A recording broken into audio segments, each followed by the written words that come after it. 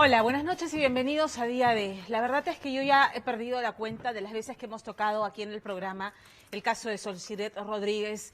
Sin embargo, la rabia, el dolor, la frustración siguen intactos, y siguen intactos porque está meridianamente claro que Andrea Aguirre, la asesina, confesa, se enfrascó en una gresca con Sol, la agarró a golpes y se ensañó con ella, golpeándola hasta matarla, y que luego, en complicidad con Kevin, el mellizo del esposo de Solsiret, la descuartizaron y ocultaron sus restos.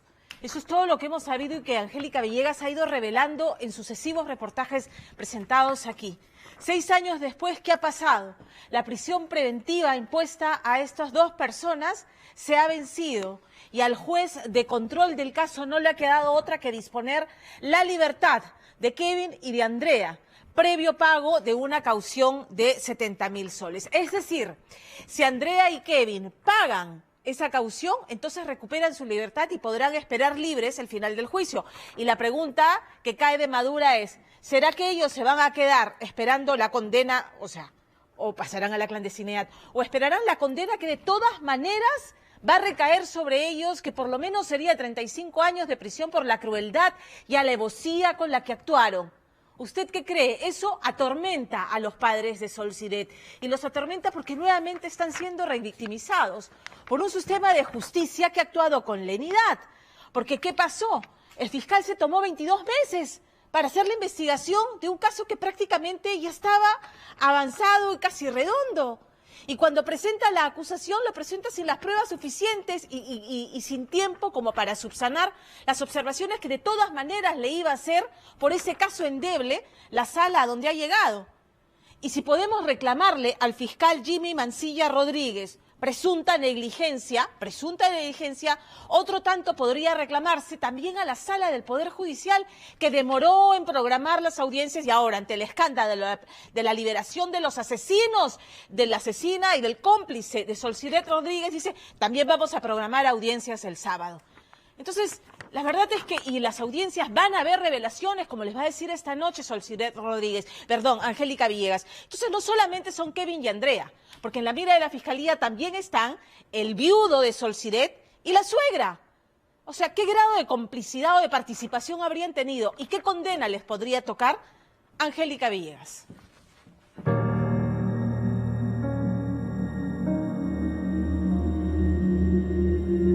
$60.000 soles es el valor de mi hija.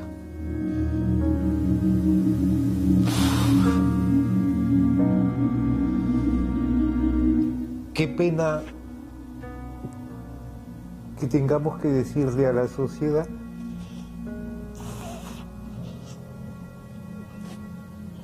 a los hijos, transmitirle, no te preocupes, mata. Así en el Perú puedes matar, puedes descuartizar, porque la justicia te va a proteger. Cuando una parte del cuerpo de la activista Solsiret Rodríguez fue encontrado en la bañera de su concuñada y asesina confesa Andrea Aguirre, quien admitió que su pareja y a la vez cuñado de la víctima, Kevin Villanueva, la había ayudado a desmembrarlo. Al todos creerla desaparecida por 4 años, pensamos que sería suficiente para despedir tanta impunidad. Pero hoy, el Poder Judicial nos asombra, profundizando la herida de 2 padres, enviando a sus casas, en libertad, a 2 acusados de un crimen tan macabro que por ley deberían estar pagando hasta 35 años en la cárcel, pero que parecían adivinar la suerte de su destino hace pocos meses. Por favor, señor juez, tome en cuenta lo buena que es mi familia, y que queremos estar juntos, queremos llevar este proceso lo mejor posible. Denos el voto de confianza. Yo estoy aceptando mi grado de participación. Acepto que sí hubo un forcejeo. ¿Qué nuevos elementos saldrán a la luz en el caso Solsiret y en quién recae exactamente la libertad de los acusados? Solsiret Rodríguez, el juicio final.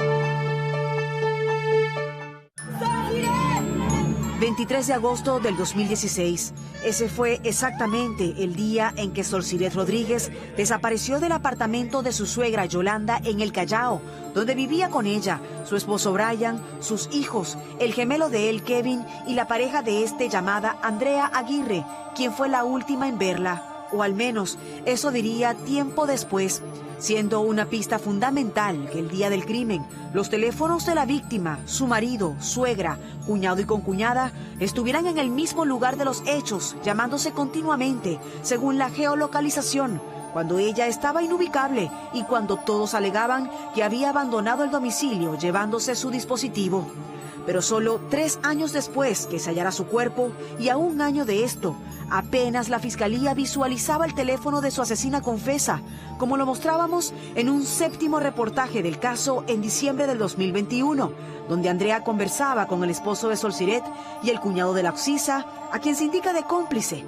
Mensajes en los que coordinaban qué responder y no caer en contradicciones cuando la policía o este programa les consultaran sobre el hecho.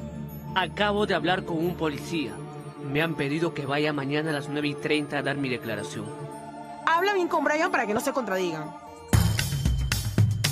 5 años después del hallazgo, también se haría la reconstrucción de los hechos y una segunda prueba de luminol en uno de los baños en la casa de los suegros de Solciret, encontrando los peritos sangre en las piezas sanitarias tras desprenderlas, siendo recopiladas estas y más evidencias en el grupo de los 83 elementos presentados por la Fiscalía ante el Poder Judicial para pedir que se investigara este hecho como feminicidio por el antecedente de odio o celos frente al presunto acoso del cuñado de Sol hacia ella y la recién conocida relación entre Andrea, la enamorada de él, y el esposo de la oxisa, confirmada por ellos mismos, quienes buscaron defenderse en todo momento, meses antes de su libertad, titubeando y con desniveles en sus voces.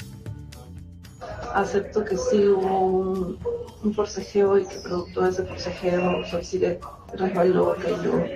Lo único que pude hacer fue salir de ahí y llamar a la persona en la que yo más confiaba, que era mi pareja en ese momento.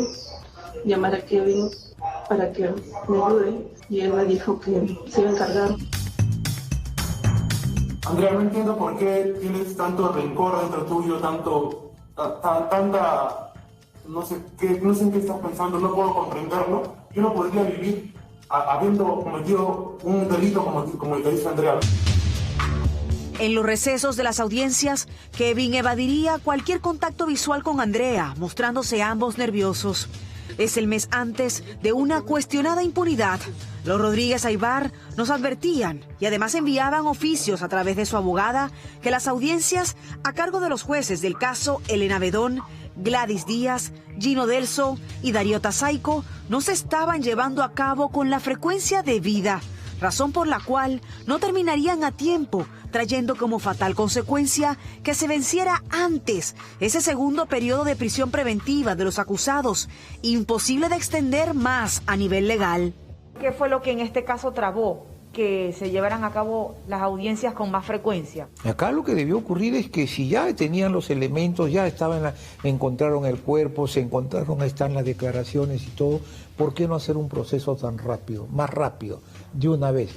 Para nosotros no se podía hacer porque estaba el COVID, pero sí para los detenidos sí le están considerando las fechas. A ellos sí no se le pueden vulnerar sus derechos y los derechos de mi hija.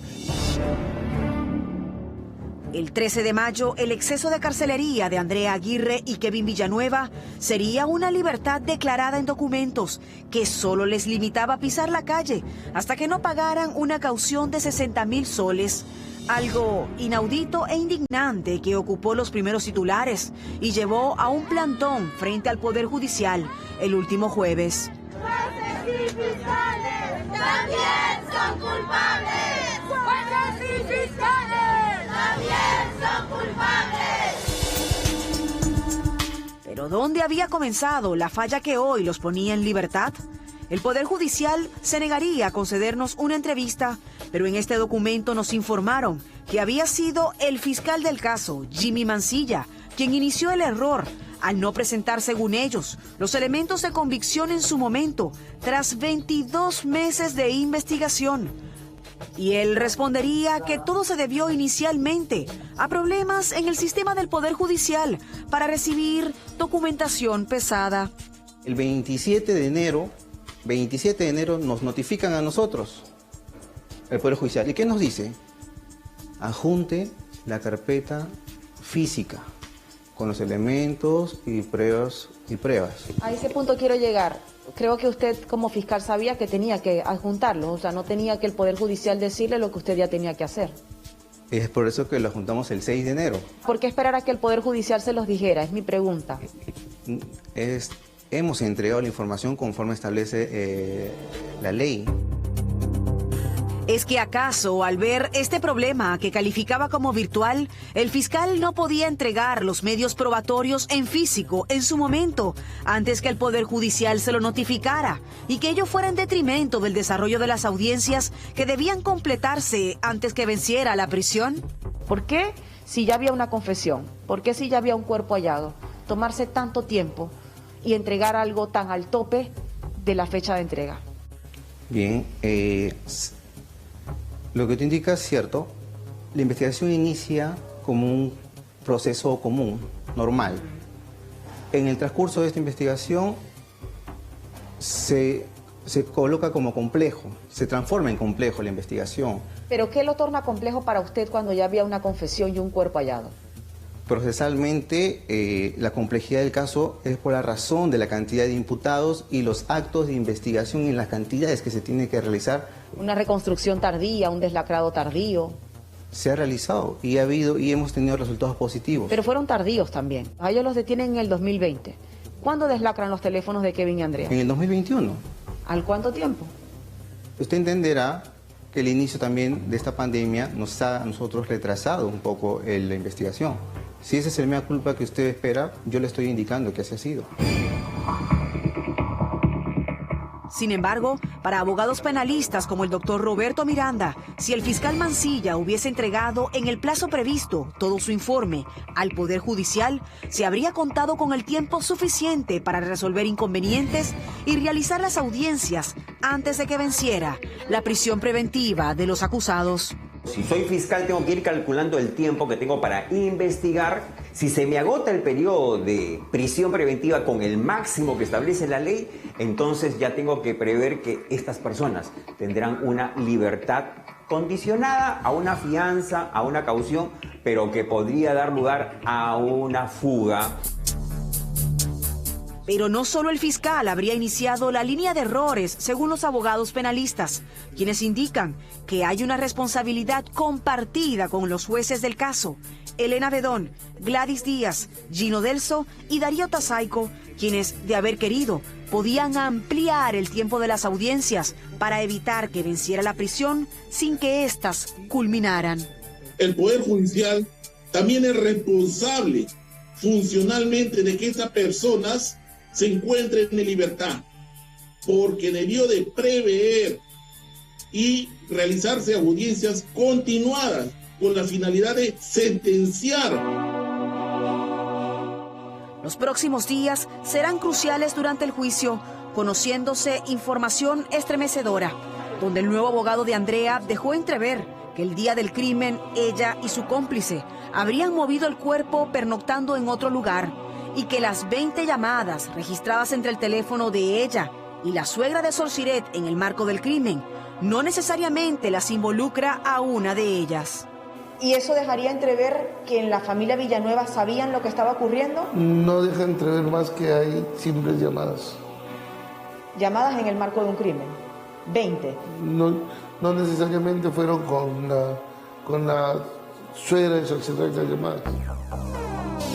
Lo que todavía sigue siendo un misterio es quién más podría estar involucrado en el crimen, en vista que Andrea solo señala a Kevin, donde su defensa asegura que la única en quitarle la vida a Sol Siret fue ella. ¿Le ha comentado su defendida con quién participó dentro de ese baño en el que estuvo la riña con Sol Siret?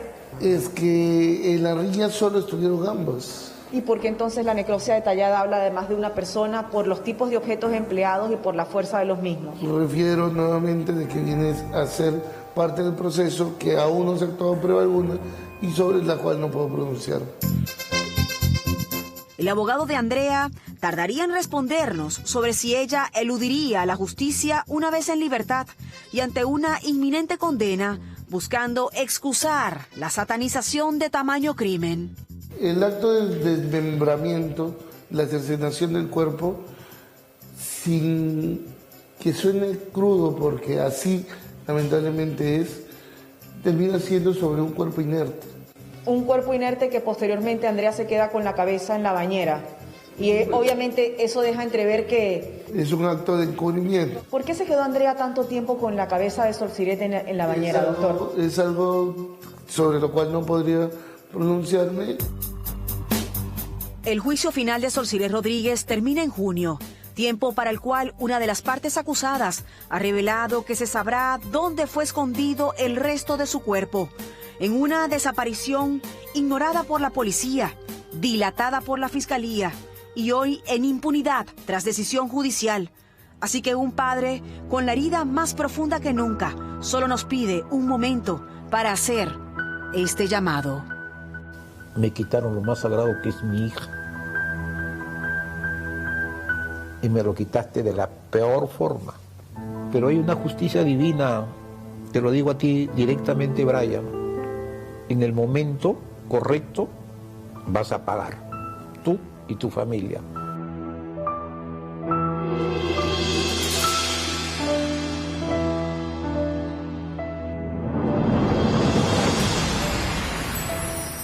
Seis años de la desaparición de Solciret Rodríguez, 2 años para formular un atestado acusatorio. Es demasiado tiempo. El fiscal ciertamente esta noche ha hecho un mea culpa, pero no alcanza porque le están arrebatando a los padres de Solciret el derecho a una justicia que no permita impunidad.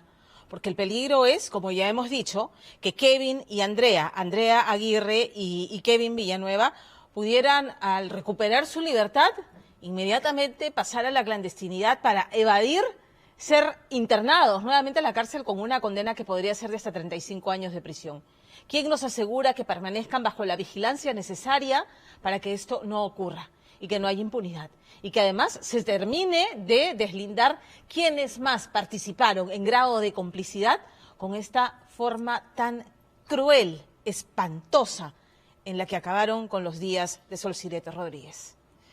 Cambiamos de tema. Perú no solo ostenta el triste récord de la mayor tasa de mortalidad por COVID en el mundo. Estamos hablando de más de 6.122 víctimas por millón de habitantes, sino además que también tiene el récord, y este es dramático y doloroso, de la mayor cantidad de niños COVID, 98.000 niños COVID. ¿A quiénes se le llaman los niños COVID o los niños huérfanos COVID?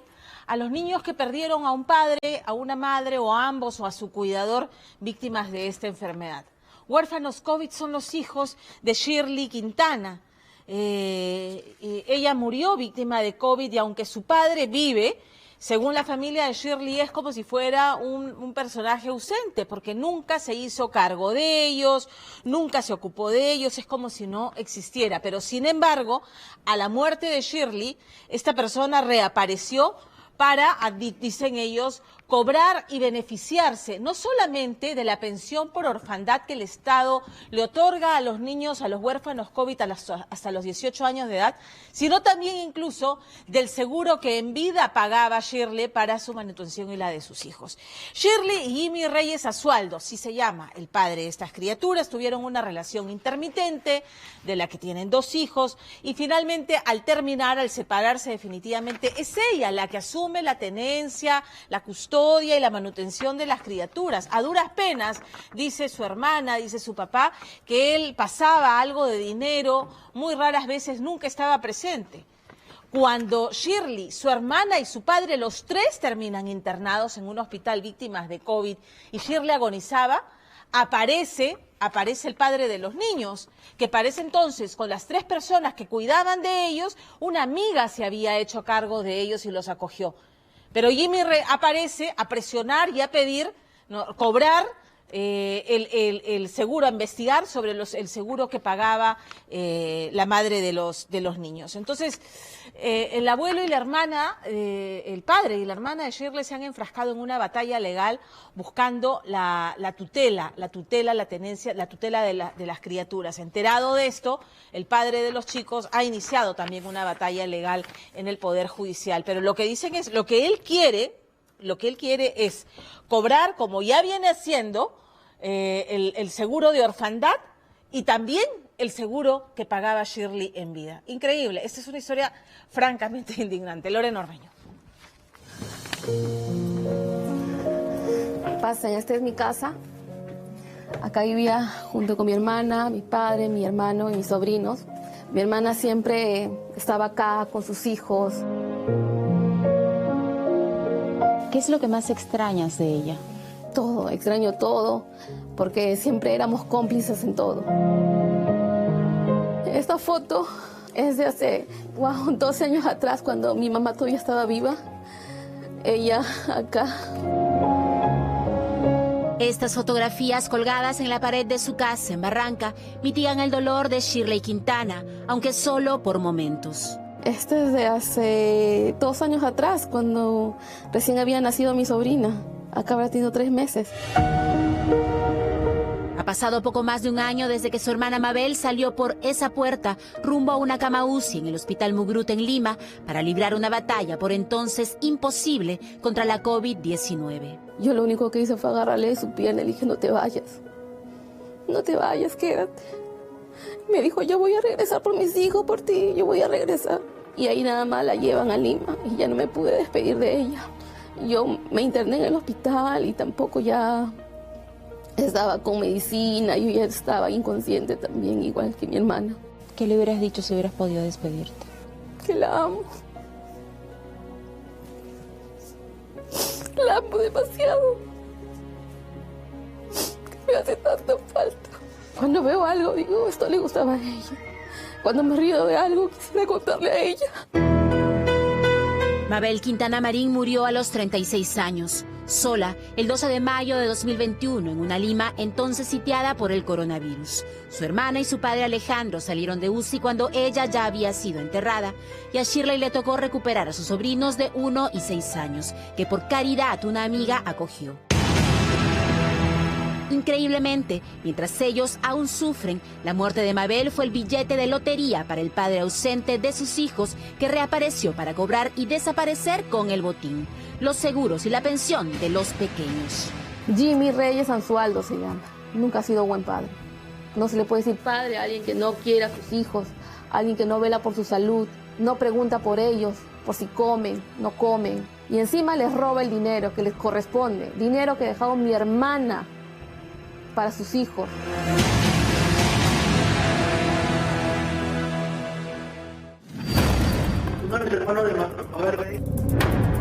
Era 2011 cuando el abogado Jimmy Denis Reyes Anzualdo era detenido recibiendo una coima. Que traigan los sobres de una vez y no vamos a hacer otra acta. Hallaron en sus bolsillos $800 que había cobrado a una profesora para evitar que la despidieran de la UGEL Barranca, donde él era funcionario. Detenido infraganti, Reyes fue preso. Un año después salió y conoció a Mabel Quintana Marín, con quien inició una relación intermitente que no funcionó, pero dio como fruto a 2 niños, a los que denuncian el abogado no habría tardado en abandonar. Era contadora de profesión, mi hermana era asesora en la Caja Municipal de Sullana, en Barranca. Ella trabajó ahí casi 10 años. Como mi hermana siempre ha sido independiente, nunca sintió la necesidad de demandarlo por alimentos. Y ese ha sido el peor error. Yo siempre le insistía a mi hermana, por favor, demándalo. No me parecía justo. Ella asumía todo el gasto de los niños, todo. Y como prueba muestra estos mensajes de su hermana pidiendo durante años que cumpla su deber. Solo pagas 160 soles para la mensualidad de los bebés, nada más. Y los demás gastos, en este año no me enviaste nada para los gastos de los bebés. Si te importa, como dices, no te preocupan qué es lo que comen, sus gastos diarios, si está bien, si me alcanza para mantenerlos. Todo eso le escribe ella. 2018, principio de 2019, todo eso le escribe. Y no habría sido la primera vez que Reyes Anzualdo falló como hombre y padre. Así quedó registrado en esta denuncia de 2015, interpuesta por otra mujer, la madre de su primer hijo. Según el parte policial, el abogado llegó a visitar al niño y al saber que la madre saldría a pasear, le reclamó. Le quitó su celular y tras arrojarlo al suelo le dio un rodillazo. Luego, delante del menor, la tiró en la cama, tirándole puñetes en la cara y otras partes del cuerpo. Era claro que Mabel debía encargarse sola del futuro de sus hijos, y a eso se dedicó por completo con ayuda de su hermana y su padre, hasta que en 2020 llegó el COVID. Trabajando en una entidad financiera, Mabel no pudo aislarse y así llevó el coronavirus a su casa y a su familia. Su saturación bajó a 78, entonces dice no tienen que llevar al hospital urgente. Y la llevamos a los seguros de acá de Barranca. ¿Y en ese momento tú todavía estabas un poquito mejor? Sí, yo todavía estaba en cama, con dolores sí, pero en la cama. A veces me pregunto si lo hubiera llevado antes, estaría viva. Si tal vez fue dejadez de nosotros, porque si ella si hubiera visto tan solo que su saturación hubiera bajado un poco, yo lo hubiera llevado, todavía estuviera viva. No quiero vivir con eso en mi conciencia, pero me pregunto tanto. Pero nadie lo hubiera convencido de internarse, pues viendo a su hermana y a su padre enfermos, Mabel temía dejar a sus hijos solos, pues el padre se negó a hacerse cargo de ellos. Finalmente, cuando entraron en etapa crítica, una amiga los acogió. 2 semanas después, Shirley despertó del coma para saber que su hermana agonizaba. En ese momento, recuerda, el abogado apareció. Y lo primero que me llamó fue decirme, ¿qué seguros tiene tu hermana? ¿Qué seguros tiene Mabel? Porque yo estoy acá con un especialista. ¿Pero te estaba preguntando por un seguro médico o un seguro de fallecimiento? Seguros de vida, seguro de fallecimientos, me estaba preguntando. Mi hermana todavía estaba en UCI, entonces mi cabeza no estaba en eso. Mi hermana sí tenía un seguro de cerca de 16.000 soles, entonces se me iban a reembolsar lo que yo gastaba. Pero de un momento a otro mi hermana fallece el 12, yo tenía que sacar 11.600 soles de la nada. Yo ya venía con gastos, con este tema del COVID. Él nunca preguntó, aunque sea cuánto te falta, yo te puedo apoyar en esto. No, nada. Encima yo me entero que él cobró gastos de sepelio. Cobró 4.500 soles por gastos de sepelio. ¿Con qué papeles? Yo no sé. ¿Y pagó el sepelio? No, yo lo pagué. Yo lo pagué, yo junté el dinero. A mí me apoyaron para poder juntar todo el dinero que necesitaba para enterrarla a mi hermana. Cobró y desapareció. Indignado tras vencer a la muerte, don Alejandro decidió iniciar los trámites para que sus nietos reciban la pensión de orfandad, cuya prima por años su hija pagó puntualmente. Interpusieron una demanda de tutela y de inmediato Jimmy Reyes respondió pidiendo la tenencia de los niños para cobrar por ellos, esta vez, su pensión mensual de orfandad. AFP por futuro le llama a mi papá. Si conocíamos al señor, el papá de mi sobrino, no, el señor Jimmy, porque se le va a hacer el depósito. Nosotros, primero sorprendidos total, indignados, y me dijeron que él había hecho el trámite de pensión de orfandad. Y él se presentaba como representante de ellos. Ajá. Y les dio los devengados de mi hermana de 11 meses, porque a cada niño le correspondía algo de 1.500 soles, 3.200 mensual. Entonces, por 11 meses le sale algo de 36.800. Esos devengados ya lo cobró. Y en mayo ya cobró los 3.200 del primer mes. ¿Hasta cuándo le van a pagar a él? Hasta los 18 años de cada niño. ¿Y con ese dinero él apareció en la casa de ustedes? No, para nada. ¿Les dio algo? Nada. Nada. Entonces él cobró y se fue. Y se fue. Sí, mientras Mabel agonizaba, Reyes inició los trámites para cobrar secretamente el dinero que la AFP le entregó sin cruzar información. Así, con el bolsillo lleno, en el juzgado el abogado justificó no ver a sus niños porque dijo no lo dejaban. No, yo tengo mensajes de voz donde yo le pido y le ruego que pregunte por ellos. Le ruego, por favor, ven que tus hijos preguntan, que tus hijos quieren saber de ti. Aló, Jimmy, ayer te he visto acá en Barranca. Yo sé que estás acá. Yo no sé por qué no vienes a visitar a tus hijos, por qué no preguntas por ellos. Y tengo uno actual de 2022, pero siempre le he enviado audios, que por favor, ¿por qué no me contesta las llamadas?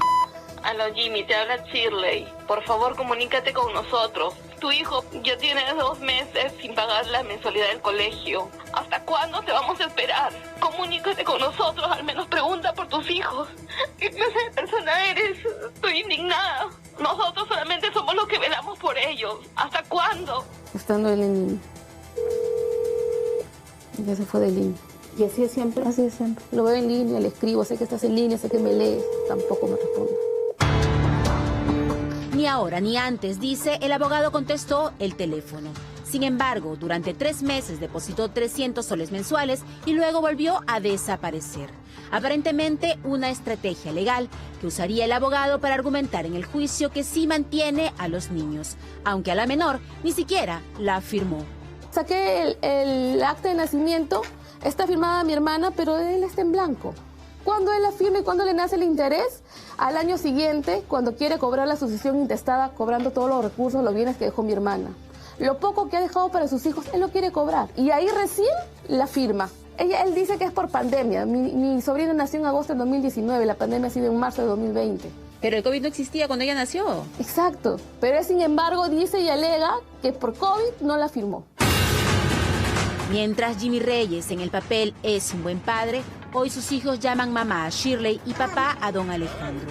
Según dicen, para escapar, el abogado llegó al colmo de fingir que ya no vive en Barranca, aunque en sus audiencias da su dirección y el número de teléfono que no contesta. Abogado Jimmy Denis Reyes Ansualdo, número de celular 944-671, domicilio procesal en Girón, Alfonso Ugarte 319, Barranca. Sí. Increíblemente, Jimmy Reyes, preso por cobrar una coima de Ugel Barranca, hoy se presenta como un ilustre abogado y defiende a funcionarios detenidos por supuestamente robar $250,000 a la misma institución. Defensa que, según el portal de Transparencia Económica, pagamos todos los peruanos. Hoy los niños están en riesgo. La demanda de tutela lleva 1 año detenida, mientras este padre insiste en llevarse a unos niños que dicen no conoce, para cobrar por ellos el dinero que su madre les dejó. Yo tengo miedo de que de repente el juez se deje influenciar, qué sé yo, y le dé la tenencia a él, cuando a él ni siquiera le importó sus hijos.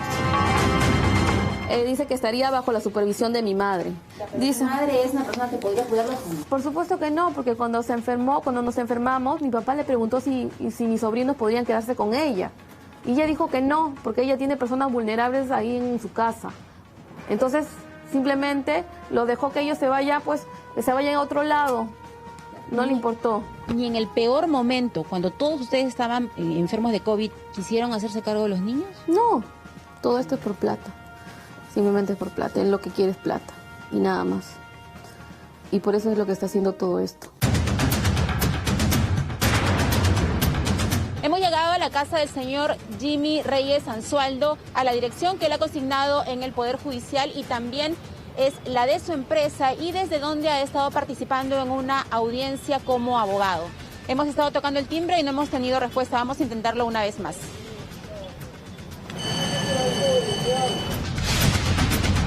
Llamamos, buscamos y enviamos mensajes a Jimmy Reyes, pero no contestó. Después del tono, grabe su mensaje. Buen día, señor Reyes. Le saluda Lorena Ormeño, soy reportera de Día D. Es importante tener su versión, por favor.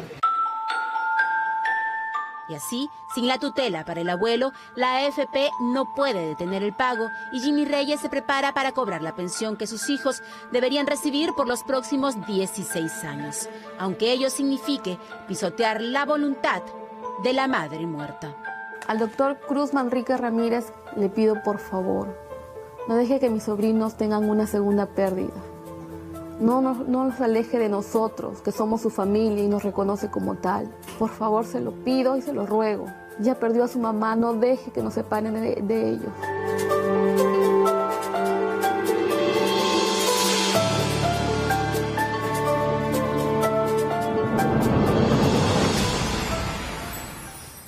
Nosotros siempre apelamos aquí a este término del criterio de conciencia, que es la reflexión que debe hacer un magistrado frente a una situación así, porque claro, siendo padre de las criaturas, la ley dispone pues que habiendo un padre tendría pues que quedarse con él si está reclamando la tutela de los chicos, pero entonces se hace una investigación tutelar y los chicos infelizmente son tan pequeños que no pueden pasar por esta entrevista donde pudieran expresar, ¿no?, por la corta edad que tienen, que quieren quedarse con el abuelo y con la tía y no con el papá.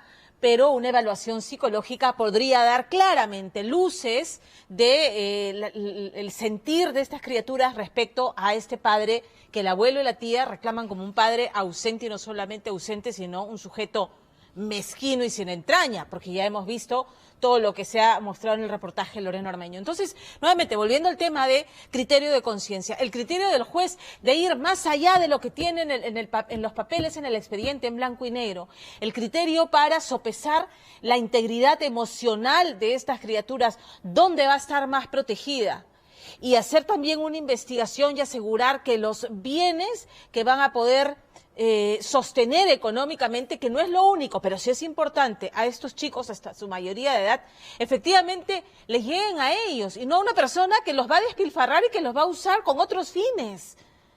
Esa es responsabilidad del juez y se tiene que hacer esta investigación antes de tomar cualquier decisión y exhortamos a que así sea. Nuevamente, criterio de conciencia. Criterio de conciencia es lo que nosotros también hemos aplicado para el reportaje que viene a continuación. A ver, la infidelidad flagrante y descubierta de un personaje público debe permanecer en el ámbito privado. ¿Y qué pasa si ese personaje público es además un político, alguien que aspira a tener poder o que ya lo detenta? ¿Es relevante la publicidad de una traición cometida? Como les dije, criterio de conciencia. Esas son preguntas que me he estado planteando al momento de presentar el caso del expresidente Martín Vizcarra, quien, pese a la evidencia que se ha hecho pública sobre un presunto romance con la ex candidata al Congreso, Zuly Sáenz, no solamente lo ha negado sin sonrojarse,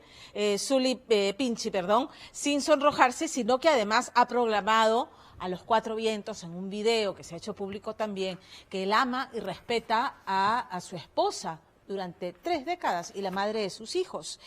¿Dónde radica para mí la relevancia de abordar el asunto del expresidente Vizcarra, que ha reclamado que esto no debiera ventilarse porque pertenece al ámbito privado y familiar? En la mentira, ¿no? En la aparente mentira frente a la evidencia, pero sobre todo a la traición. A la traición, a eso que es, entendemos, es el bastión sagrado de todo ser humano, que es la familia. Porque si alguien es capaz de traicionar eso que se supone es lo más sagrado y lo más importante en la vida, entonces, ¿por qué habríamos de dudar nosotros de que sería capaz de traicionar a quienes lo eligieron por voto popular? O sea, ¿por qué confiar, delegar en alguien que miente descaradamente y que traiciona lo más sagrado? ¿Por qué delegarla a nuestros destinos a través del voto? Eso nos permite confeccionar un perfil, sacar una línea sobre la moralidad y la integridad de esa persona. Entonces, como veremos esta noche, porque no solamente el caso del expresidente Martín Vizcarra, como veremos esta noche, infidelidad y poder, desde Bill Clinton, pasando por Alan García y el Cholo Sano y Sagrado, son dos caras de una misma moneda y una misma moneda muy corriente. Y Fernando Díaz pregunta esta noche por qué. Y resulta que el poder es un afrodisíaco muy poderoso. Y si ese dicho que dice, billetera mata galán, entonces el poder mata la billetera, ¿no? La ambición del poder, estar con alguien poderoso.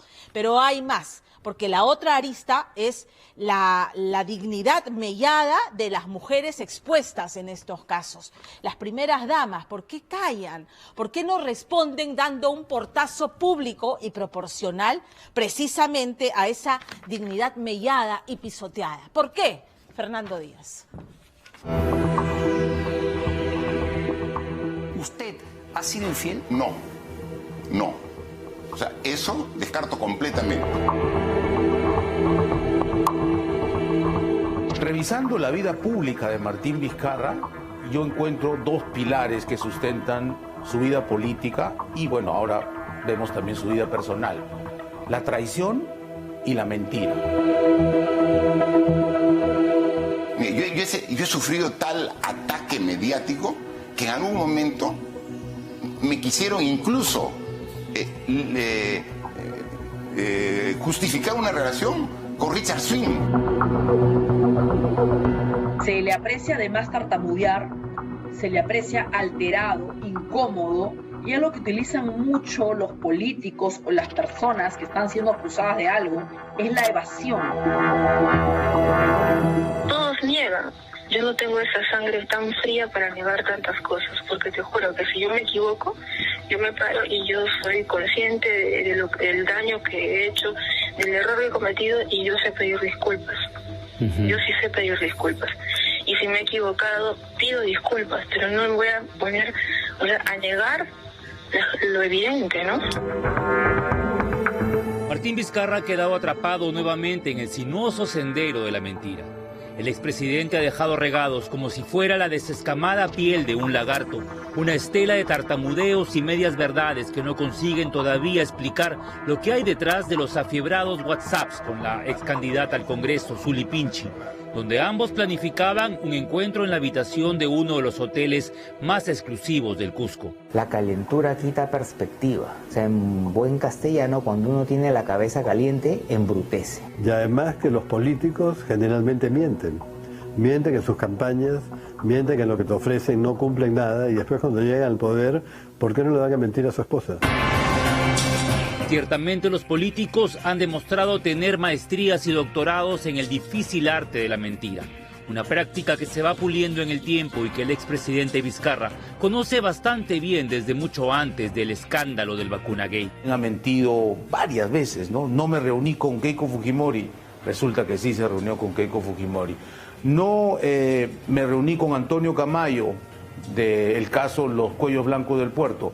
Apareció una fotografía y también se había reunido con el señor.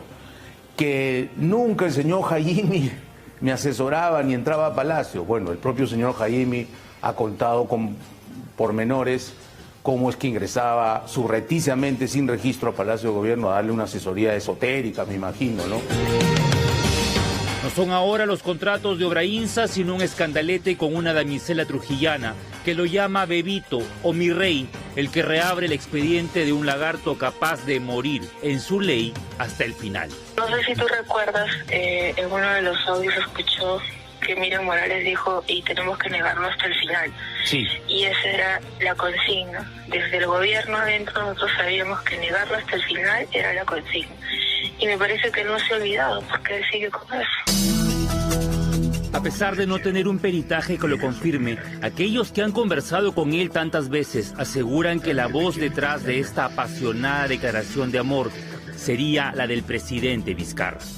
Seguro que vas a dormir, y cuando duermas quiero que pienses en mí, que te sueñes conmigo, que sueñes en todo lo que hacemos y que lo hagas parecer real.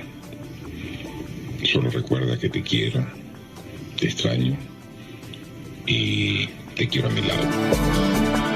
Karen Roca asegura que sí es la voz de Vizcarra. El imitador Miguel Moreno ha negado ser el dueño de la voz del polémico audio. Hola, ¿cómo estás? Aquí extrañándote y recordando en cada momento que te quiero. Sí, te quiero. Para mí lo más importante de mi vida es mi familia, mi esposa, la mujer a quien amo, con la que quiero vivir hasta el último de mis días. Viene primero la fase del negar, ¿no? De evitar el roche y del cinismo. Pero ya cuando está en una fase en la cual ya va a reventar el chupo, entonces ahí confiesan, ¿no? Y el pueblo perdona y así se perpetúa esa técnica de el cinismo mentiroso. El exmandatario intenta a toda costa desviar el morboso efecto que genera este chisme magalesco. El mitómano va cambiando de proceder, va cambiando de estrategias. Y lo peligroso de un mitómano es que se acerque al poder. Porque considera, él puede considerar que está haciendo lo correcto. No era la primera vez que Martín Vizcarra conocía a Zuli Pinchi, la ex candidata al Congreso por Somos Perú. Ya había estelarizado videos en redes junto al ex gobernador Moquegüano. Yo nunca la vi. Yo pienso de que la conocí en la campaña, ¿no? Sin embargo, la abogada trujillana de 44 años, fundadora de la ONG Solidarios, ABC, ya había desfilado también frente a una cámara de televisión en este mismo programa. Lo que más me duele, Fran Segarra, es que tú, sabiendo que yo realmente te amaba, me hayas golpeado de esa forma tan cobarde y salvaje como un delincuente. En el año 2004, Zuli denunció a su entonces pareja, el ex cirujano plástico Fran Segarra, de violencia doméstica. Yo estoy aquí, Fran Segarra, porque soy una mujer valiente. No me vas a amedrentar, no me vas a amilanar, no vas a hacer que yo desista de esta lucha. Voy a seguir hasta el final. El conocido médico fue detenido y pasó 5 años en prisión. En el 2013 salió en libertad luego que la justicia considerara excesiva la condena.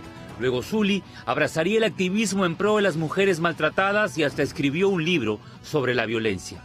Tuvo un matrimonio fugaz con el hijo mayor de Jorge del Castillo, mientras Martín Vizcarra sumaba cerca de 3 décadas junto a la maestra de escuela Maribel Díaz, con 4 hijos y un nieto. Se desconoce hasta ahora la reacción de la ex primera dama ante los chats de su marido. Y generalmente ese tema se discute porque las esposas de los presidentes a veces no quieren romper y permiten que sus parejas es aceptado que tengan otras mujeres y después los perdonan. La mayoría los perdonan cuando se descubre la infidelidad. Y es que el poder es un gran afrodisíaco, dicen los sexólogos. La sola posibilidad de conseguir estatus, figuración, contactos y otros beneficios convierten a los presidentes, ministros y autoridades en objetos del deseo. Pero cuando el hombre tiene poder, se siente mucho más seguro. Cuando tienes poder político, sabes todo lo que puedes hacer y puedes conseguir todo lo que quieres. No importa si son de derechas, de izquierdas, comunistas, proletarios o monarcas. La infidelidad está en la naturaleza humana, al igual que la mentira. Y en la lista de nuestros mandatarios no solo hay hechos de corrupción, sino también trampas presidenciales. Por lo menos en los últimos, 20, 30 años, en general los matrimonios de los presidentes no han durado, no han pasado la prueba del poder, digamos. Fujimori, García, el caso de Toledo es diferente, porque más bien me parece la separación fue previa al poder. Los que, hay que decirlo todo, los que resistieron son los de la pareja conyugal, Ollanta y Nadine. Un presidente sin primera dama es como un jardín sin flores o como un cine sin canchita. Por décadas el pueblo peruano ha delirado con la figura de la pareja presidencial, tan unida, tan sólida, tan cómplice, así sea solo para la foto. Alan García era un hombre muy impetuoso con las mujeres, ¿no? Y hay una escena que no nos vamos a olvidar en Palacio de Gobierno, al lado de su esposa Pilar Nores de García, que siempre fue su esposa hasta el día de su entierro, hay que decirlo. Lo dijo abiertamente que había tenido un hijo extramatrimonial con una mujer de altas cualidades, ¿no? Federico García Chisman tiene mi apellido, tiene mis derechos y sus derechos, y lo protegeré como hijo mío mientras viva, y tiene abiertas las puertas del hogar que yo tenga, aquí en Palacio de Gobierno o fuera del Palacio de Gobierno. El líder de la revolución china, Mao Zedong, era conocido por ser cruel con sus esposas y concubinas. El rey Juan Carlos de España mantuvo de espaldas a la reina Sofía, su amante, por más de 10 años, mucho antes que la ambición por el poder los devorara. El hecho es que el poder es una prueba que no resisten los matrimonios, ¿no? O son pocos los que lo resisten, ¿no? Eso es un hecho comprobado en las últimas décadas, ¿no? No sabemos para atrás. Aquí no importa la edad ni la belleza, basta mirar a Hugo Chávez, que teniendo una bella esposa, le era tremendamente infiel. Sí, aquí hay una variante que del dicho popular que reza: billetera mata galán, pero poder también mata billetera. Salido de Cabana y graduado en Stanford, un cholo triunfador que con más labia que Pepa había conquistado a una gringa. Ese fue el marquetero recurso de Alejandro Toledo. En la primera campaña que él participa, en el año 95, no aparecía Leanne Cart en el radar, estaban divorciados. Pero ya en la segunda parte de su postulación, es decir, en la segunda oportunidad, aparece Leanne Cart como una mujer además muy empoderada, aparentemente indigenista, que hablaba quechua, ¿no? Y él la presumía como el cholo que había conquistado a una gringa, ¿no? En ese mito de los peruanos que hemos sido triunfadores, ¿no? A Toledo lo perseguirá por siempre el fantasma del hostal Melody y el presunto affair con la ex agente de seguridad Lady Bardales. Las historias de alcoba presidencial confirman que las primeras damas prefieren callar a cortar con el marido infiel. Porque les conviene estar en ese estatus que tienen, mantener el estatus de poder. Son primeras damas, son esposas de mandatarios o gobernantes o gobernadores de otros estados que no van a dejar todo. Eso fue lo que pasó con Clinton. Las disputas en el despacho presidencial de Vizcarra tenían que ver con egos, rivalidades y encarnizadas pugnas por el poder. Las mujeres que integraron en su momento el entorno del llamado lagarto saben demasiado. Zuli Pinchi, que debe conocer muy bien, más que nosotros, probablemente en la intimidad de Vizcarra, ha dicho abierta y directamente que la señora Miriam Morales es la pareja extramatrimonial que tiene Vizcarra hace mucho tiempo. Miriam Morales fue para muchos la verdadera premier, todopoderosa, incluso por encima de los ministros, mientras Karen Roca, la exsecretaria del despacho presidencial, fue clave para el registro de los audios que trajeron abajo al gobierno. Tamaña osadía la está pagando hasta el día de hoy. ¿Cuánto te ha costado a ti enfrentarte al poder de Martín Vizcarra? Económicamente me ha costado endeudarme con los bancos, pedir préstamos para pagar abogados. Me está costando salir adelante porque me puso muchas piedras en el camino y toda la gente que todavía le debe favores a él piensa de que yo he sido desleal. Y yo te hago solo una pregunta. Si yo me hubiera ido a la cárcel, ¿sería leal? No, claro. O sea, por defenderme soy desleal, soy mentirosa, soy lo peor. Karen Roca tiene mucha información, pero también miedo de contarlo todo. Dice que Vizcarra la ha silenciado enviándole cartas notariales para que no revele el verdadero rostro del expresidente. Tiene una personalidad tan cambiante y te puede mentir mirándote a los ojos. No, yo he vivido años al lado de él y él mirándome a los ojos me dijo de que él no iba a perder la cabeza por una mujer. Se puede mentir muchas veces, pero no siempre te van a creer. Se requieren demasiados litros de sangre fría para fondear una verdad que tarde o temprano saldrá a flote.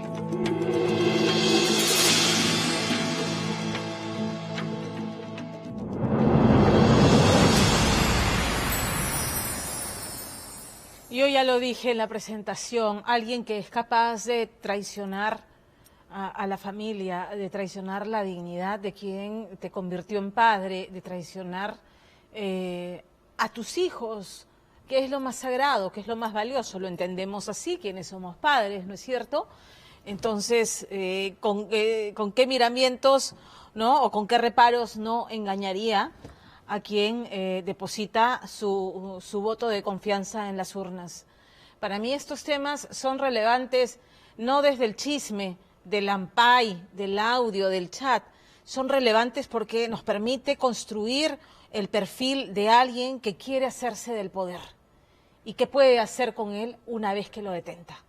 Y sí es relevante. Quien comete infracciones de tránsito y las acumula y no las paga, quien tiene comportamientos que lindan incluso con lo delictivo.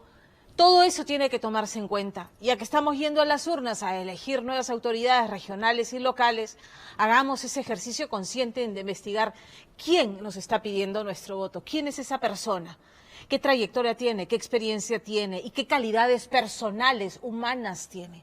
Hagamos ese esfuerzo porque vivimos rasgándonos las vertiduras de las elecciones que hemos hecho y las estamos padeciendo más que nunca ahora. Nos vamos a la pausa con esto y vamos a regresar con nuevamente Samir Villaverde, porque Samir Villaverde, el empresario que está preso por presunta formar parte de una organización criminal que lideraría el presidente Pedro Castillo en el Ministerio de Transportes y Comunicaciones, ha vuelto a insistir en lo del fraude para favorecer a Pedro Castillo involucrando al presidente del Jurado Nacional de Elecciones. Y ha dicho, pero es que estoy preso, no tengo cómo acceder a las pruebas que yo puedo entregar. Es solamente una negociación que ha ocurrido en las últimas 72 horas. Ha ocurrido algo muy importante que Richard Apolo le va a revelar esta noche y que podría dar un giro en el caso de Samir Villaverde y en el caso de Puente Tarata 3. ¿Por qué? Se lo vamos a contar al volver de la pausa, igual como el retorno de Los Patas. Noche de Patas, con Carlitos Vilches, del elenco de JB y 3 actorazos. Regresan, pero regresan en el teatro, con público. Volvemos para contarles sobre el retorno de Noches de Patas aquí en Día D. Pero antes de la pausa, aprovecha los Galaxy Days Fan Edition Festival, exclusivos para Galaxy fans, con grandes promociones en equipos como la Tab S7 FE con S Pen integrado para aprovecharla al máximo. Cómprala al precio de promoción y con financiamiento de hasta 24. Esta semana Samir Villaverde, el empresario que recordemos está preso preventivamente por presuntamente pertenecer a una organización criminal que lideraría el propio presidente Pedro Castillo y que operaba desde el Ministerio de Transportes y Comunicaciones, ha vuelto a arremeter con la misma denuncia y con un poco más de detalles en la que señala que hubo fraude para favorecer al presidente Pedro Castillo en la primera vuelta. Un fraude orquestado nada menos que con el presidente del Jurado Nacional de Elecciones, además del tema de Puente Tarata 3, que es el caso por el que él está preso.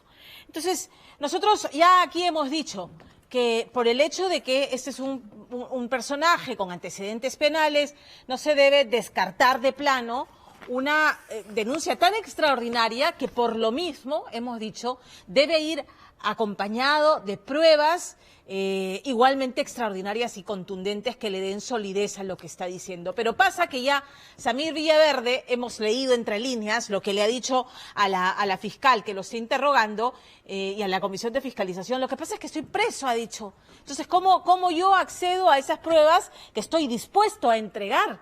¿No? Como diciendo, si me dejan en libertad, si me cambian el régimen judicial, voy a poder acceder a ellas y entregárselas. Y ese es el tema, ¿no? Ese es el tema. ¿Es solamente estrategia legal para recuperar su libertad, para beneficiarse, o es que tiene pruebas de lo que está denunciando? Muy bien, de eso se trata el reportaje de Richard Apolo esta noche, porque lo que ha ocurrido, como les dije en las últimas 72 horas, es que habría ya entregado una primera pieza probatoria importante. ¿En qué caso? En el caso Tarata. ¿A quiénes involucraría? Que se lo cuente Richard Apolo en el siguiente reportaje. Para muchos la imaginación de Samir Villaverde es tan grande como su lengua y sus dichos, disparando entre comillas a diestra y siniestra contra varios personajes e incluso contra el mismísimo presidente del Jurado Nacional de Elecciones. No son más, dicen, que parte de una estrategia desesperada de un hombre que al parecer pretende llevarse por delante a quien sea, con tal de lograr su libertad. ¿Qué es importante en colaboración eficaz? Información oportuna, veraz, eficaz y corroborada. Pues el colaborador tiene que dar información corroborable. Sin embargo, aquella situación habría cambiado hace un par de días atrás, cuando visitado por la Fiscalía en el penal Ancón 1, donde se encuentra recluido Samir Villaverde, investigado por ser presuntamente una pieza clave en la supuesta organización criminal enquistada en el Ministerio de Transportes y Comunicaciones, habría entregado al Ministerio Público su primera prueba física. En el caso Puente Tarata 3, un audio revelador de 26 minutos de duración, donde al parecer la voz cantante que se deja escuchar en supuestos actos de corrupción sería la del exministro de Transportes y Comunicaciones. Lo que se dice, doctor, es que Samir Villaverde ya habría entregado a la Fiscalía un audio del exministro Juan Silva. Yo no puedo revelar ningún tipo de información del contenido de la declaración del señor Villaverde. Le vuelvo a repetir, nosotros estamos obligados por el Código Procesal Penal a guardar reserva. Pero esta semana Samir Villaverde no solo ha brindado ante la Fiscalía detalles sobre Puente Tarata 3, sino además, desde el penal, Villaverde García le dijo a la Comisión de Fiscalización del Congreso haber sido testigo de una conversación telefónica en plena revisión de impugnaciones tras la segunda vuelta presidencial, desde los teléfonos de Vladimir Mesa y Bruno Pacheco, para que, según Villaverde, Pedro Castillo y el presidente del Jurado Nacional de Elecciones se comuniquen y de esa forma quede claro, afirma el investigado, que la diferencia de votos se mantendría en favor del entonces candidato Castillo. ¿Quién era el contacto directo para que Vladimir Mesa se reúna a fin de quebrantar la voluntad popular en las últimas elecciones ante el Jurado Nacional de Elecciones? El señor Salas Arenas, directamente, ya que cuando estaba con Bruno Pacheco, Silvia Barrera y Vladimir Mesa durante toda la campaña, yo mismo veía cómo le mandaba WhatsApp si él no lo mostraba, y cómo Bruno Pacheco hablaba con el candidato Pedro Castillo, y todo el tiempo con el nerviosismo de que por qué demora tanto. Y para darle tranquilidad a Castillo, lo que le dicen es ponlo ¿no es cierto?, a Pedro Castillo. Le dicen a Pacheco, ponlo en altavoz. Yo voy a poner en altavoz al señor Salas Arenas y que hablen entre ellos, que le dice que no se preocupe, que usted es el próximo presidente del Perú. El otro le agradece por la labor, ¿no es cierto? Y creo que un par de palabras más se cruzan y se acabó la comunicación. ¿Cómo corroborar eso? Bueno, el señor Villaverde dice que tiene audios y videos de todo eso.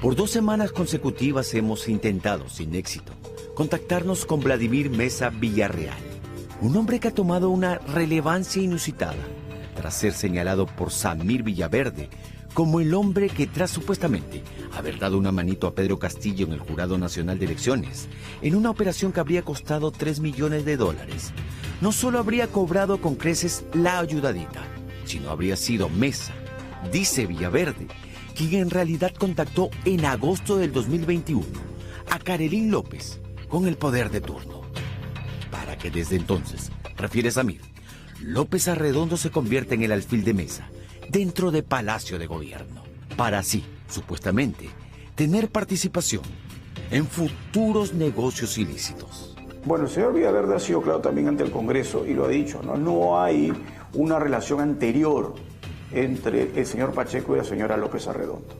Esa relación se genera posteriormente a la designación del señor Pacheco como secretario general de Palacio de Gobierno. El señor Vladimir se ha beneficiado a través de sus empresas familiares con este beneficio del trabajo que ha hecho. Si ustedes pueden revisar los ingresos a Palacio de Gobierno por parte del señor Vladimir Mesa, posterior a la reunión del 14 de agosto, entra Vladimir Mesa a hablar con Bruno Pacheco. Posterior a esa reunión, entra la señora Karelyn López a hablar con el presidente de la República, demorándose un promedio de más de 1 hora. Ahí, en ese momento, es donde que cerraron el tema para que la señora Karelyn López sea la operadora de gobierno y tenga acceso a todas las entidades públicas. Según Julio Rodríguez, abogado del investigado Samir Villaverde, dice que su defendido le contó que cuando un medio de comunicación captó en noviembre del año pasado a Karelyn López Arredondo en la casa de Zarratea en Breña, la lobista, ahora convertida en colaboradora eficaz, tenía menos de 4 meses de conocer a Bruno Pacheco por intermedio de Vladimir Mesa, quien dicen cuadraba la mesa. Que aquella historia de que Bruno Pacheco Castillo habría sido su profesor de catequesis y que lo unía a él una supuesta amistad de larga data, no se ajustaría a la verdad.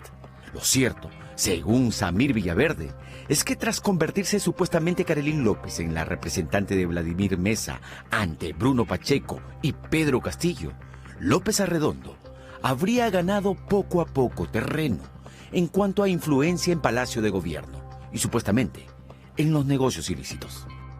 El fiscal Vela ha dicho algo como que Samir ha tratado como desacreditar lo dicho por ya Karelyn López. Me sorprende a mí también las declaraciones del fiscal Vela porque Él como fiscal se ha visto claramente cómo han actuado en las colaboraciones en el tema del abajato, ¿no? Y que se sabe pues que los colaboradores a veces tienen versiones encontradas porque tienen perspectivas distintas. Lo que importa no es lo que diga uno, lo que diga el otro. O sea, al final del camino lo que importa es quién puede probar lo que dice. Mira, Samir podría dar información respecto, sería lo ideal, de nueva gente, de nuevos hechos, pero podría dar también información tendiente a corroborar lo que ya dijo Karelin. ¿Por qué? Porque el fiscal lo que necesita es tener, ¿no es cierto?, suficientes medios de investigación para llevar en su momento al juez a la convicción, más allá de toda duda razonable, para dictar una sentencia condenatoria. El ascenso de Karelin López dentro del círculo de poder en Palacio habría sido, según Villaverde, meteórico, ganándose rápidamente la confianza de Bruno Pacheco, quien al parecer, tras la aparición de Karelin López en escena, fue dejando de lado a sus antiguos aliados y amigos, como el propio Samir Villaverde, pero sobre todo a Silvia Barrera.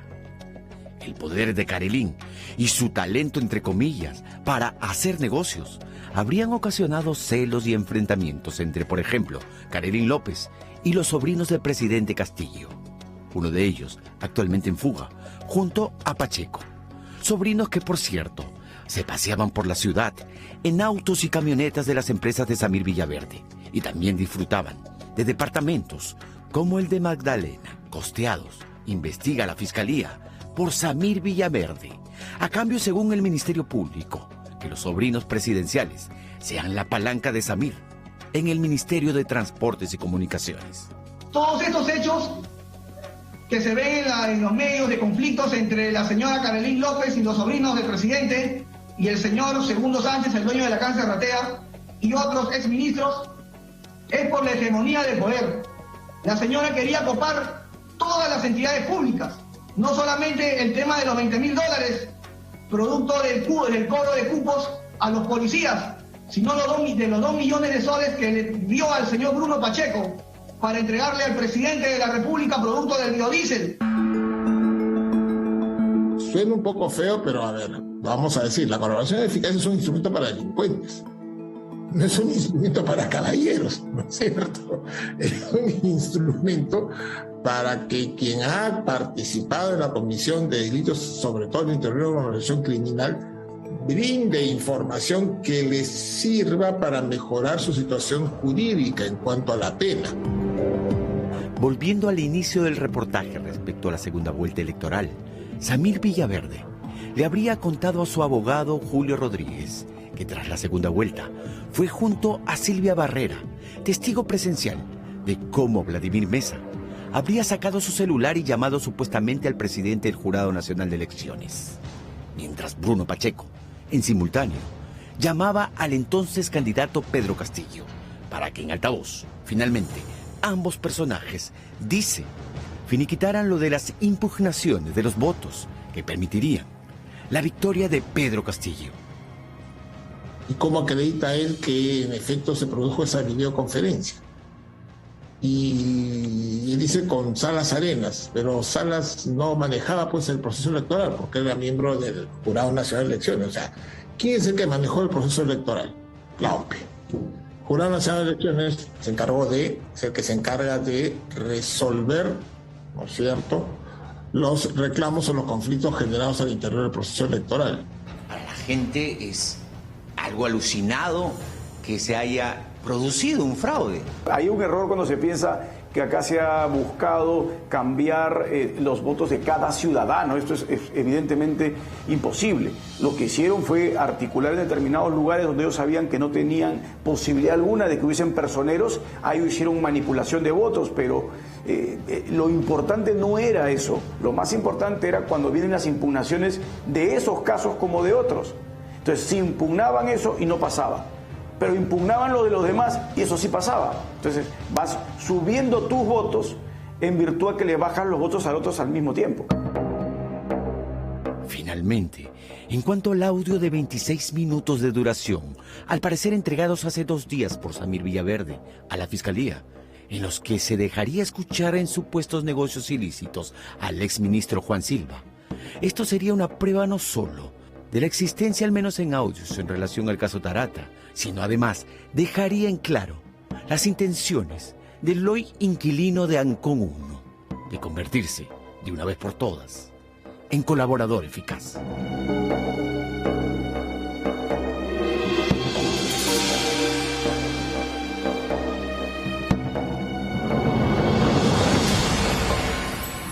Los involucrados en esta denuncia de Samir Villaverde, la exalcaldesa Silvia Barreda, el presidente del Jurado Nacional de Elecciones, el señor Salas Arenas, han salido en su momento cada uno. Esta noche Silvia Barreda, por ejemplo, a decir que no hay audios, a negar la denuncia de Samir Villaverde en el tema del fraude electoral. Y que no temen que aparezcan pruebas porque dicen que simplemente no existen, que esto es una invención de Samir Villaverde. Lo cierto es que en el tema del puente Tarata 3, que es donde habría entregado este audio de 26 minutos en el que se escucharía al exministro de Transportes, el señor Silva, ese caso debiera estar más avanzado.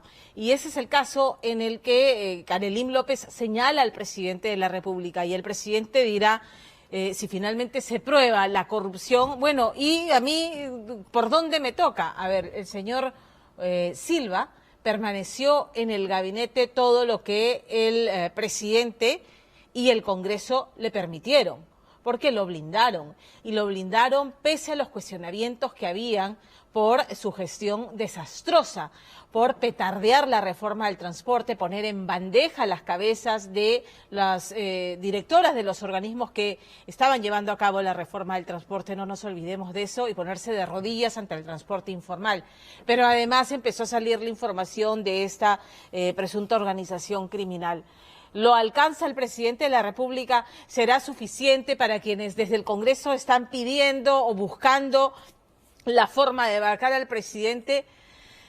La verdad es que es muy temprano para decirlo y habrá que ver la calidad de la prueba y la contundencia de la prueba que dice Samir Villaverde haber entregado. Lo cierto es que el presidente Pedro Castillo continúa con un gobierno errático y haciendo nombramientos de los que vamos a hablar más adelante, porque ya ha cambiado esta noche a 4 nuevos ministros y uno de ellos, frente a una crisis alimentaria mundial de la que ya se venía hablando, ha cambiado al ministro de Agricultura. Enhorabuena, diríamos, ¿no? Porque el ministro Sea no daba la talla, pero ha sido reemplazado por alguien que tampoco cumple ni con el perfil profesional ni con la experiencia, y de eso vamos a hablar. Intacta la capacidad del presidente de la República de seguir gobernando de una manera errática, e intacta también la incapacidad de los organismos reguladores y del propio Congreso de frenar este desgobierno. Vamos a hablar de eso más adelante. Vamos a cambiar de tema, porque este tiene que ponernos contentos, porque los patas se vuelven a unir. Carlitos Vilches, siguiendo otros proyectos profesionales, dejó a sus patas del alma, con los que hacía este programa Noche de Patas, a Gonzalo Reboredo, a Óscar López Arias, a Andrés Salas, actores ellos, súper talentosos, súper tromes, los sigo, los conozco, los he visto en el teatro, los he visto en la televisión. Ellos se quedaron muy tristes, el proyecto quedó trunco, pero lo retoman, y esa es la noticia que nos trae Percy Guzmán, porque estuvo con ellos en la previa del relanzamiento de Noche de Patas, pero en el teatro, con público presente, todos súper entusiasmados. Pero además, Carlos Vilches está en otro proyecto personal, a propósito de infidelidades, sacadas de vuelta, zampais y mujeres que ahora quieren ir a las pichangas de sus esposos o de sus parejas. Vilches dice que, reconociéndose mujeriego, es el inampayable, que a él nunca le van a descubrir nada, porque dice que no hay nada que descubrir. Pero en el unipersonal que está presentando, hace una parodia de su vida amorosa y le da consejos a personajes públicos como el expresidente Martín Vizcarra, por ejemplo, ¿no? De los errores que están cometiendo y se convierten en blanco fácil de una cámara indiscreta. El reportaje de Percy Guzmán.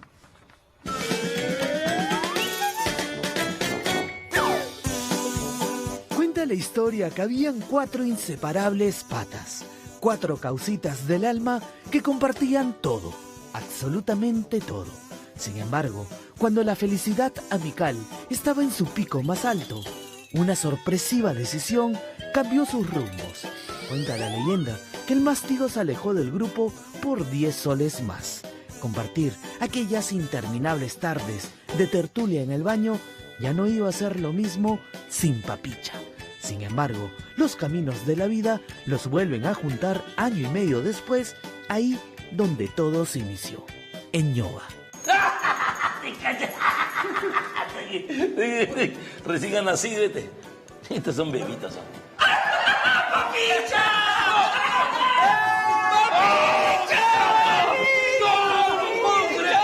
Has estado orinando, imbécil. Ay, no te acuerdas ya.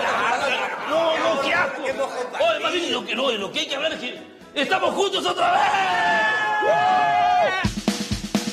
Aquel sagrado lugar donde quien tiene la osadía de ingresar canchero termina recibiendo el bautizo de los 4 brothers de Noche de Patas. Nosotros nos concentramos en el baño. Descansamos. Acá nos relajamos. Coordinamos. Acá planeamos todos los pasitos que vamos a hacer en el escenario. Cuando alguien como tú nos visita, entra al templo. Por favor, abre la puerta del templo. Entra, abre, papi. Abre.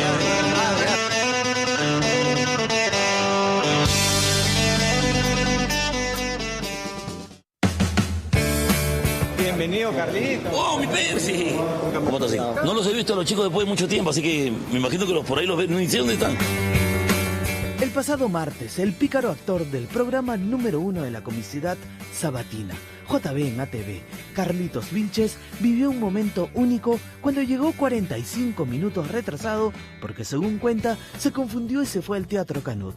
En el Centro de Convenciones Barranco, Papicha se encontró en camerinos con los hilarantes Gonzalo Reboredo y Osquitar López Arias.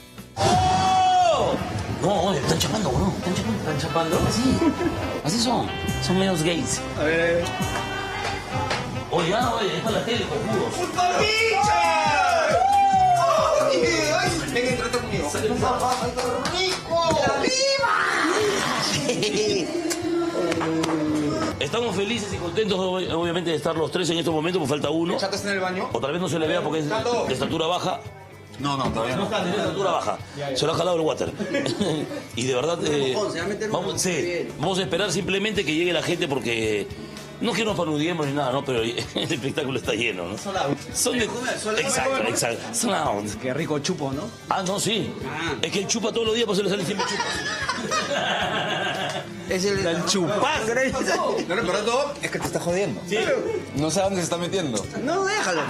De acá nos defendemos. No te recomiendo. Lo levantamos el peso al Chato. Sí, no. Chato quiere reemplazar al Chato, eso es lo que pasa. Ahora entiendo. Sí la hace. El tamaño está. El tamaño al menos la hago. No sé, ahí sí está el peligro. Chato un poquito prodigioso. Sí. Ah, mire. Chato. Le decían el triple. Ya. ¿Así? Triple. Sí. O sea, no, si se va a orinar al parque. No, hormigas como loco. Es más, a veces trae hasta tarántulas.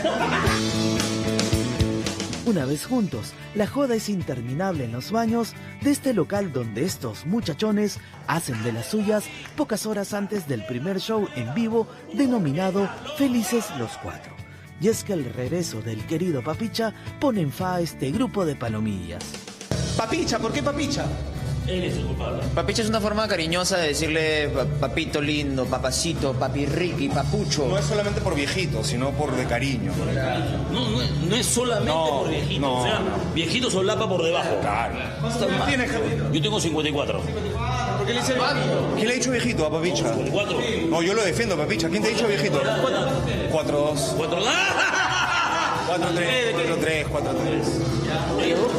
Yo tengo 29 recién. ¿Y de consumo? De consumo tengo más, 37. 44. La edad de que... Pero ¿quiénes son estos 4 amigos del alma? Andrés Salas es un reconocido actor de tablas y cine. ¿Cómo no recordarlo en las sagas de Azumare? El Chato siempre está pendiente de la joda. Y ese es el mago. O sea, si tú has visto alguna vez en tu vida algún mago bravo, por ejemplo, el Doctor Strange, basura. Va, es verdad. A la mierda, se acabó, hermano. No, es más, cuando haya apagón, vas a apagón, por favor. Ya. No, falló. No, es que la cagué apagado afuera.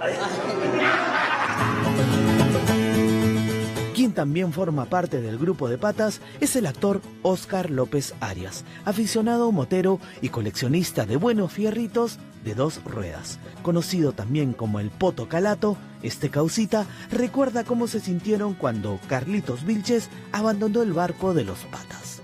Qué chévere que se hayan podido volver a juntar con el amigo que se fue, ¿no? Con el tránsfuga. Con el tránsfuga. Sí, fue un poco triste cuando se fue, nos dio mucha pena, hicimos toda una despedida bonita, ¿no? Lo hemos extrañado mucho, pero lo paja es que, como quedó claro en un momento, ¿no? O sea, no hay, a los patas no se les reemplaza, ¿no? O sea, no hay forma. Entonces lo que hicimos fue seguir chambeando, cada uno por su lado, igual nos veíamos fuera de la chamba. Hasta que hemos retomado con este nuevo proyecto que es mucho más libre que el que teníamos antes, ¿no? Porque tú sabes que trabajar en televisión siempre es con ciertos parámetros, ¿no? Que son las políticas de alguna forma de cada canal. En este caso, en este proyecto donde estamos con shows en vivo y ahora con el canal en YouTube, ya no hay techo, pues, ¿no? Yeah. Entonces ahora es mucho más libre que nunca, ¿no? Otro honorable miembro es el actor Gonzalo Reboredo. El Colorado dice que tiene su calle, aunque los demás patas lo consideren el pavo de la mancha. Gonzalo no tiene problemas para prestarse al vacilón. Él es un gringo con esquina que agradece tener el privilegio de tener a Carlitos Vilches como un incondicional buen amigo. Cuando recién empezamos, yo estaba pasando por una situación emocional muy difícil, un momento de mi vida muy complicado, una separación y todo, y una gran persona para dar consejos, se pone en los zapatos de la otra persona y como experiencia, son 54 maracas que tiene el viejo, y da los mejores consejos. Sin duda la química del grupo no funcionaría sin la presencia del tío Vilches, quien encajó en una con los demás muchachos. Este pícaro comediante, al mejor estilo del profe Gareca, siente que está en el mejor momento de su carrera. Por eso, aparte de los patas, está presentando todos los viernes el unipersonal Soy Leyenda, no seas hueón, una parodia de su inampayable vida amorosa. Hay que saber hacerla, bonita. No voy a contar el secreto. Si ¿Y cuál es el secreto, pues? Si quieres saber el secreto, tienes que venir al centro de convenciones de Blanca. A Martín Vizcarra no lo estás aconsejando. Lo he invitado. ¿Los he invitado? Acá lo he puesto en la foto, estaba comprando su entrada. Chequé en el Instagram, está comprando su entrada. ¿Qué le aconsejas a Vizcarra? No, pues, nunca. WhatsApp, no. Tú mandas un mensaje, tenlo por seguro que va a quedar registrado. Y si alguien te quiere vender, te va a vender sí o sí. Así que lo mejor es llamada por teléfono o llamada de WhatsApp. A pesar de ser un tremendo bandido, el tío Vilches ya se plantó. El comediante afirma categóricamente que está más templado que cuerda de guitarra y que la única mujer que le quita el sueño es su adorable Melvita. ¿Cómo está Melva? Rica, como siempre, trabajando. Ella trabaja más que yo. Sí, ¿no? Sí, claro. Ella chambea forro, ¿no? Sí. Me tocó una mujer súper trabajadora. Claro. La adoro con toda mi alma. O yo creo que el cielo te pone a alguien en tu camino y no lo debes desperdiciar, ¿no? Es lo que estoy haciendo yo. Fue justamente Melva quien terminó de convencer a su amado Vilches para volver a Noche de Patas, pero esta vez en un show con público en vivo. ¿Has venido a ver el reencuentro de Carlos con los patas? Sí. ¿Qué piensas? ¿Qué tal? ¿Cómo se siente él? Tú que lo conoces. Feliz. Oye, qué mal hablado. ¿Qué le deseas? Muchos éxitos a los 4. ¿Cuántos tragos vas tomando? Un hito recién. Todavía. ¿Qué piensas que tu viejo se reintegre acá con sus patas? Me encanta. Empezar a trabajar el programa anterior. ¡Eso! ¿Tu nombre completo, por favor? Giancarlo Vilches Vinca. ¿Tú no eres el de Guns N' Roses?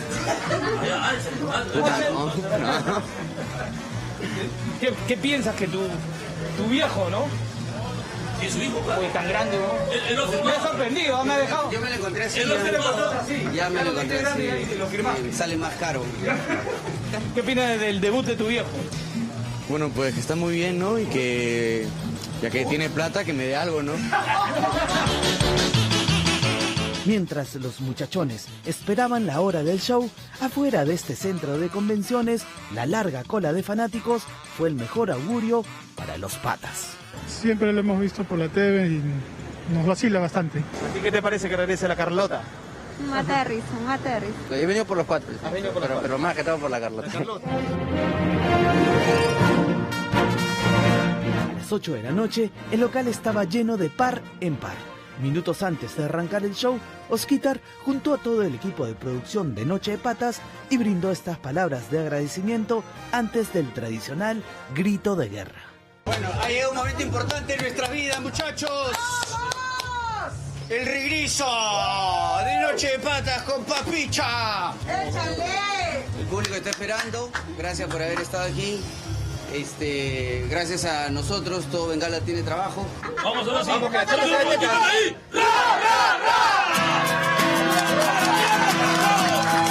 Fue así que estos patas saltaron al escenario para divertir de principio a fin al respetable durante 3 horas de show.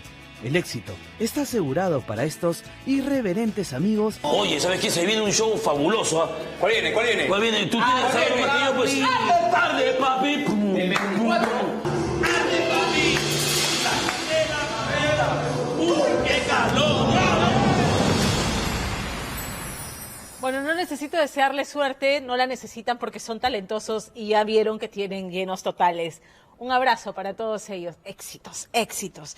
Nosotros nos vamos a la pausa ahora y vamos a regresar para hablar de los cambios en el gabinete de Aníbal Torres. No cambiaron al premier, como le decía el Congreso, ¿no? Aníbal Torres, el premier, pechaba al Congreso. Si me van a censurar, censúrenme de una vez. Si van a censurar a un ministro, pues pondremos otro. Esta noche, en una ceremonia de la que se avisó, francamente, con un periodo de una ventana de tiempo muy cortita a los medios para ir a hacer la cobertura de la ceremonia, juramentaron cuatro nuevos ministros. En la cartera del Interior, Dimitri Nicolás Semache Artola; en Agricultura, Javier Fernando Arce Alvarado; en el Ministerio de Energía y Minas, Alessandra Herrera Jara; y en el Ministerio de Transportes y Comunicaciones, Juan Mauro Barranzuela Quiroga. Vamos a detenernos en la cartera de Agricultura, porque había mencionado, ya se alerta de una crisis alimentaria a nivel mundial, una situación que viene generada por el conflicto bélico de la invasión de Rusia a Ucrania. Ucrania y Rusia son exportadores del 30% del trigo en el mundo. Trigo que es materia prima para la fabricación de gran cantidad de productos de la canasta básica familiar, ¿no es cierto? Pero además está en el Perú la situación, que también es una situación global, el difícil acceso a urea y a fertilizantes a precios asequibles. Nuevamente volvemos a Rusia y a Ucrania como países exportadores de este fertilizante. Estamos afrontando una situación de crisis y el presidente Pedro Castillo ha decidido colocar al frente de este ministerio a una persona que tiene estudios en un Instituto Técnico Superior de Administración de Empresas y nada más. Más nada, ningún tipo de experiencia en el sector y tampoco el perfil profesional para afrontar esta grave crisis. Nuevamente el presidente Pedro Castillo jugándose irresponsablemente, ¿no? Las cartas de los nombramientos que son potestad del presidente y del premier. Aníbal Torres, que es a quien se reclamaba se cambie, pero claro, si el Congreso, como había pechado y había anunciado, se debe censurar al premier porque no es un premier dialogante, es un premier que pecha, que petardea. En fin, eso no ocurrió porque en el Congreso parece estar muy cómodos, también defendiendo su cuota de poder y de ese modo defender también agendas que no son las del país. Pero bueno, no podemos decir lo mismo sobre el resto de reemplazantes. En el Interior hay una persona, el señor Semache Artola, con experiencia en el sector, y lo mismo en el Ministerio de Energía y Minas, que es una cartera importantísima, tanto como la del Ministerio de Transportes y Comunicaciones, que es la cartera que más ejecución de gasto tiene, que más, digamos, que tiene la mayor parte de la torta presupuestal para ejecución de gasto público. Le han sido arrebatadas a Vladimir Cerrón, que ella hizo su pataleta en redes sociales para variar. Vamos a poner lo que dijo Vladimir Cerrón. Extrema derechización del sector minero incrementará conflictos. Del anterior ministro de Energía y Minas, graduado en la Unión de Repúblicas Soviéticas, la extinguida Unión de Repúblicas Soviéticas, a la actual ministra Alessandra Herrera, pasante en eventos del Departamento de Estado de los Estados Unidos. ¿Y qué fue lo que dijo Margot Palacios, congresista de Perú Libre? Gran minería y lobby caviar se fortalecen en el Ejecutivo con designación de nuevos ministros. Los pueblos andinos y amazónicos deben estar atentos a las decisiones que tomarán respecto a sus recursos naturales y derechos constitucionales. Las bambas a la fuerza. A ver, los recursos naturales no son de propiedad de las comunidades, sino es propiedad, digamos, del Estado peruano, de todos los peruanos. Eso está establecido en la Constitución y la señora Margot Palacios parece desconocer el tema. El conflicto de las bambas está ahí, macerándose y agudizándose por la ineptitud del gobierno para tomar el toro por las astas y resolverlo cuando recién había empezado. Y recordemos a Guido Bellido a caballo, llegando a azuzar y a prometer cosas que no cumplió, y ha ido agudizándose hasta tener ahora invasión de propiedad privada. Lo último que ha dicho Aníbal Torres respecto a la invasión que todavía persiste es: no se levanta el estado de emergencia si no se levanta esta medida de fuerza de invadir. Y se anunciaba que iban a llegar con más fuerza policial para hacer el desalojo. Como fuera, estos cambios parecen no contentar, por lo menos el que más preocupa, ya dije, es el del Ministerio de Agricultura. ¿Sorprende? Nuevamente, no sorprende en realidad. Es más de lo mismo del presidente Pedro Castillo, que además ha encontrado la manera de hacer propaganda política usando los recursos de todos los peruanos, porque estos consejos de ministros descentralizados, ya lo dijimos la semana pasada, no es otra cosa que hacer uso de fondos públicos para hacer propaganda política por una nueva constitución. Hemos escuchado tomar la palabra de varios ministros, algunos de los cuales ya han sido cambiados, para hacer militancia activa de un proyecto que nació muerto, porque una asamblea constituyente es una figura que no existe en nuestra Constitución. Intacta la capacidad del presidente Pedro Castillo de hacer nombramientos que no cumplen con el perfil. Infelizmente, del otro lado vemos cómo hace agua todos los mecanismos de control y de freno de esta forma errática de gobernar del presidente y de insistir en más de lo mismo, degradando la función pública, degradando la institucionalidad y degradando los servicios que tienen que dar y entregar las diferentes.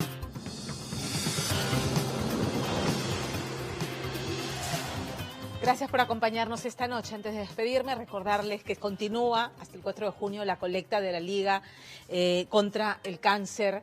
Esta es una manera en que aquellos peruanos que no tienen recursos puedan acceder a un chequeo temprano y detectarlo a tiempo, porque el cáncer detectado a tiempo tiene cura. Así que, por favor, continúa colaborando con la Liga contra el Cáncer en la colecta de este año. Y con esto me despido. Gracias. Hasta el próximo domingo. Chao.